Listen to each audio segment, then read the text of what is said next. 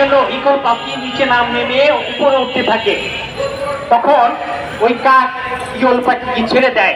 এই বক্তব্যটা এই জন্য বললাম যে এই ছোট্ট ছোট্ট কাক যারা আছে, কাকের বাচ্চারা, তাদেরকে বলবো যে বেশি বেরো না, বেশি বাড়লে কাকের মতো অবস্থা হবে। ইগল পাখি বিএনপি সেটা কাউকে আক্রমণ করে না, ইচ্ছে করলে তোমাদের এই কাকের বাচ্চাগুলিকে নিমিষে শেষ করে দিতে পারে। তাই তারা উদারতার, আমাদের তারেক রহমান বলেছে উদারতা দিয়ে মানুষকে ভালোবাসতে হবে। তাই আমরা ভালোবাসছি, এর অর্থ এই নয় যে আমরা দুর্বল, আমরা উপর দিকে উঠে যাচ্ছি, তোমাদেরকে সুযোগ করে দিচ্ছি, তোমরা পালিয়ে যাও, তোমরা দূরে সরে যাও। আর প্রফেসর ডক্টর মোহাম্মদ ইউনূসকে বলবো, ওইসব কাকের বাচ্চার কথা শুনে আপনি নির্বাচন বিলম্বিত করলে দেশে অশান্তি বিরাজ করবে।